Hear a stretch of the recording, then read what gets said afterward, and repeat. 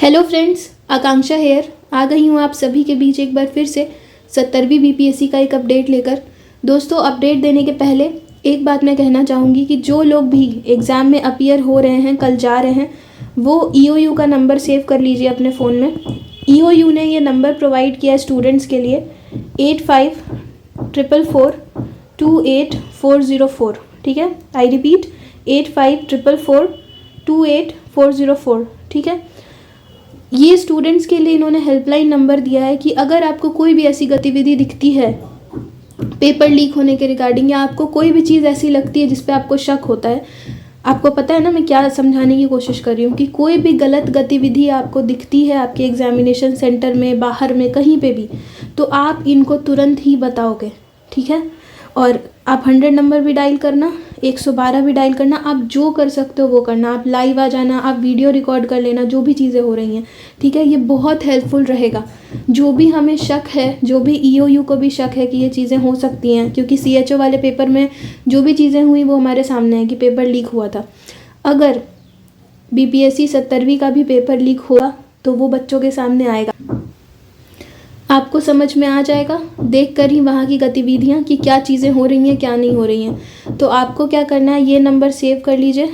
ठीक है, तुरंत आपको डायल करना है, और बाकी अपने जो भी आपके आसपास है उनसे आप वीडियो रिकॉर्ड करवाओगे, आप खुद करोगे। ठीक है, एक इंसान वीडियो रिकॉर्ड कर लेगा, कोई कॉल कर लेगा, आप तुरंत कंप्लेंट करोगे। ठीक है, जो भी अभी आपकी मानसिक स्थिति है आप उसमें पेपर दीजिए। ठीक है, जो भी दे पा रहे हैं, जो सेंटर तक जा पा रहे हैं। और अगर आप चाहते हो कि पेपर कैंसिल हो जाए, री एग्ज़ाम हो जाए, तो प्लीज़ कल आप चौकन्ना रहोगे। ठीक है ना, और जैसे ही आपको कोई गलत गतिविधि दिखेगी आपको तुरंत ही उस न्यूज़ को वायरल करना है, तुरंत ही। किसी एक बच्चे ने भी ये कर दिया ना और ये ऑथेंटिक न्यूज़ निकली, तो आप समझिए कि हम सब के साथ जो भी इनजस्टिस हुआ है या होने वाला है वो जस्टिस में बदल जाएगा। क्योंकि अगर एक बार प्रूव हो गया ना कि पेपर लीक हुआ है सचमुच में, तो चीज़ें फिर हमारे फेवर में हो जाएंगी। लेकिन वो आपको करना है और वो ऑथेंटिक न्यूज़ होनी चाहिए, वो सच में वैसा हुआ हो तब। ठीक है, तो आपको ये ईओयू का नंबर जो है सेव करना है। ये लगे इस पर आप कंप्लेन कर पाए तो वेल एंड गुड। सबसे पहले आपको इनको ही कंप्लेन करना है, यही जो है इनको ही आपको कंप्लेन करना है सबसे पहले। नहीं हुआ तो आप 100 और 112 डायल करेंगे, लेकिन आप कंप्लेन करेंगे और वीडियो रिकॉर्ड करेंगे। जो भी ग्रुप्स में आप हैं उसमें वीडियोज़ को पोस्ट करना शुरू करेंगे, चीज़ों को वायरल करना पड़ेगा। ठीक है, अब आपके ऊपर है। जितना जो लोग कर सकते थे एग्ज़ाम के पहले उन्होंने कर लिया है। अब जो लोग पेपर देने जा रहे हैं अब उनको चौकन्ना रहना है, अब उनकी बारी है। अगर कुछ गलत होने वाला है, अगर कोई स्कैम है, तो अब बच्चों के हाथ में, क्योंकि हमें हेल्पलाइन नंबर मिला हुआ है, प्लस आप वीडियो बना लोगे उसी टाइम पे। लाइव आ जाना, वीडियो बना लेना, इतने सारे ग्रुप्स हैं उसमें आप पोस्ट कर देना, हो जाएगा। ठीक है, तो ऑल द वेरी बेस्ट। बाकी कोर्ट में आज क्या हुआ, तो हमारी तरफ से जो पेटिशनर है वो सारे गए थे, और हमारे एडवोकेट सर भी गए थे, और उनकी तरफ से अगेन वही हुआ।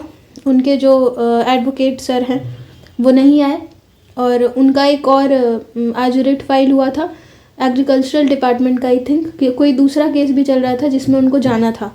ठीक है, बीपीएससी की तरफ से, तो वहाँ भी नहीं गए क्योंकि वो आए ही नहीं। और हमारे केस में उन्होंने अपने जूनियर को भेजा, बोला कि तबीयत ख़राब है, वो नहीं आए। तो फिर आज वही बात, अब तो कल पेपर हो जाएगा, तो वही चीज़ हुई कि हमें निराशा ही हाथ लगी है। अब कोई फ़ायदा है नहीं, क्योंकि इनकी तरफ से जो इनका रिप्रेजेंटेटिव है उसने सक्सेसफुली 13 के बाद चीज़ों को स्ट्रेच कर दिया। अब यहाँ से कोई उम्मीद रखने का कुछ मतलब बनता ही नहीं है। अब यहाँ से अगर कुछ पॉजिटिव होता भी है ना एग्ज़ाम होने के बाद, तो एग्ज़ाम कैंसिल नहीं होगा। ज़्यादा से ज़्यादा ये होगा कि जो लोग पेटिशनर्स हैं उनको कुछ मौका मिल जाए या उनके फेवर में हो जाए। एग्ज़ाम पूरी तरीके से कैंसिल अब नहीं हो पाएगा एग्ज़ाम होने के बाद। यहाँ से पटना हाई कोर्ट की मैं बात कर रही हूँ, अपने केस की बात कर रही हूँ। और बाकी सुप्रीम कोर्ट वाले केस की जो बात है वो अपडेट्स वो लोग देंगे जब, तब पता चलेगा। वहाँ से कुछ उम्मीद रखी जा सकती है। अब डिपेंड करता है कि वो लोग कैसा काम कर रहे हैं, उसमें क्या प्रोसेस आगे चल रहा है, तो उनका तो ग्रुप ही अलग है। तो जो भी अपडेट उसके रिगार्डिंग भी वो पब्लिक प्लेटफॉर्म पे रखेंगे, वो ही अपडेट्स हम लोग भी दे सकते हैं आपको। तो बात बस इतनी सी है कि सक्सेसफुल हो गया आयोग, यहाँ पे भी अच्छे तरीके से फर्स्ट हियरिंग में आ गए।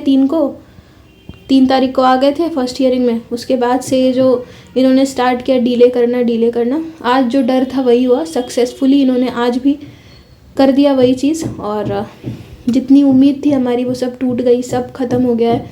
मैं खुद अंदर से टूट गई हूँ। बट जो लोग भी एग्ज़ाम देने जा रहे हैं, जितने लोग भी प्रे कर रहे थे ना कमेंट सेक्शन में कि दीदी प्लीज़ पेपर लीक हो जाए, ये हो जाए, वो हो जाए, मैं उन चीज़ों का सपोर्ट नहीं करती हूँ। लेकिन हाँ, कल चौकन्ना आपको रहना है, क्योंकि अगर इसका चांस है 1% भी ये होने का, तो आप में से ही कोई होगा जो वो गतिविधि है वो पकड़ेगा और चीज़ें फिर सामने आएंगी। तो अगर कल आप ऐसा करने में सक्सेसफुल हो जाते हो, हर छोटी गतिविधि पे आपको ध्यान रखना है, ध्यान देना है। और एग्ज़ामिनेशन सेंटर के अंदर तो आपको फ़ोन ले जाना अलाउड नहीं होगा, बाहर होगा जब आप जा रहे होगे, निकल रहे होगे। तो अगर अंदर भी आप कुछ देखते हो आप तुरंत रिपोर्ट करोगे, बाहर जब निकलोगे तब अपना फ़ोन लेना, बताना कि यहाँ पे ये चीज़ें हुई हैं, ऐसा ऐसा, जितना भी हो सके रिकॉर्ड करने की कोशिश करिएगा, देखिएगा कि आसपास क्या चल रहा है, ठीक है ना। देखिए TRE 3 में भी जो पेपर लीक हुआ था ना, if I am not wrong, TRE 3 में ही हुआ था शायद, जो पेपर कैंसिल हुआ था अभी वाला ही। तो उसमें क्या हुआ था कि पूरा एडमिट कार्ड के पीछे जो है किसी ने पूरा आंसर वो लिख के गया था, वो किसी बच्चे ने देखा था या किसी तरीके से वो चीज़ें बाहर आई थी। तो फिर पता चला कि एक सॉल्वर गैंग है और ये लोग ऐसा काम कर रहे हैं। कुछ कोचिंग माफियाज़ का भी नाम आया, बट नाम अभी तक पब्लिक नहीं किया गया, कुछ ऐसा चला, कुछ ऐसा हुआ था उस केस में। तो आपको देखना है कि आसपास भी क्या चल रहा है, थोड़ा आप ध्यान देंगे, है ना। और कई बार ऐसा हुआ है कि किसी अलग रूम में बिठा करके एग्ज़ाम दिलाया जा रहा है बच्चों को, या कुछ ऐसा। सब चीज़ पे आपको ध्यान रखना है कि क्या चीज़ें हो रही हैं, किसी को ज़्यादा फेवर तो नहीं किया जा रहा है, कोई थोड़ा अलग तो बिहेव नहीं कर रहा है। और बाकी क्वेश्चन पेपर वगैरह जब आप जा रहे हो तो क्या लेके जा रहा है अंदर इंसान, क्या लेके निकला है, हर चीज़ पे ध्यान देना। यहाँ पे आपको बहुत हर बारीकी पे ध्यान देने की ज़रूरत है। और जैसे ही आपको कुछ दिखता है तो आपको क्या करना है, मैं फिर से रिपीट कर दे रही हूँ नंबर कि 8544428404, ठीक है। ये EOU का जो है इन्होंने नंबर प्रोवाइड किया है इस पर कंप्लेंट करने के लिए, अगर आपको कुछ भी ऐसा दिखता है तो, ठीक है। कहीं पे अगर बात भी हो रही है ना ऐसी, आप तुरंत इन्फॉर्म करोगे, ठीक है। आपको कोई बात करता हुआ भी दिखे ना ये सब पेपर लीक का और ये सारी बातें, आप तुरंत इन्फॉर्म करोगे। 100 नंबर भी डायल करना, 112 भी करना, वीडियो बना लेना प्लीज़। ये आखिरी उम्मीद है, ये भी मैं होप नहीं बोल रही हूँ, ये आपको मैं समझा रही हूँ कि पेपर देने जा रहे हो, ये सारा र्यूमर अभी जो है वो उड़ा हुआ है कि चीज़ें ऐसी हो गई हैं, तो थोड़ा सा देख के संभल के, है ना। और जब हमारे पास नंबर है ये कंप्लेन करने वाला तो वाई नॉट। तो यही है कि ऑल द बेस्ट, यही रहा। हमें लगता है हमारी लड़ाई यहीं तक थी पटना हाई कोर्ट में। अब आगे क्या कर सकते हैं, कल ही पेपर है, हमारे हाथ में टाइम ही नहीं है अब। तो अच्छे से पेपर दीजिए, I am hoping for the best. और जो लोग नहीं दे पा रहे कोई बात नहीं, 71st PPSC की तैयारी करिए। आपको अब बस ये सोच के चलना है कि अगर 10 पोस्ट भी है अगले एग्ज़ाम में तो उसमें से एक मुझे लेना है, इस मोटिवेशन के साथ चल रही है। बाकी और जो भी एग्ज़ाम्स आएंगे प्लीज़ मैं बोलूँगी कि फॉर्म फिलअप करिएगा उसका। अभी जो लोग भी CTET दे रहे हैं वो TRE 4 का तैयारी करिए अच्छे से। और जो भी नई वैकेंसी आएगी, सिर्फ बिहार में ही नहीं, ऑल ओवर इंडिया की मैं बात कर रही हूँ, अदर स्टेट्स में, सेंट्रल लेवल पे, ऑल ओवर इंडिया, जहाँ भी जो भी वैकेंसी आएगी, जो भी मुझसे बन पाएगा उसका अपडेट्स मैं आपको अपने टेलीग्राम चैनल पे पक्का देती रहूँगी और यूट्यूब चैनल पे भी, ठीक है। तो बाकी यहीं तक था हमारा ये कोर्ट केस वाला सफ़र।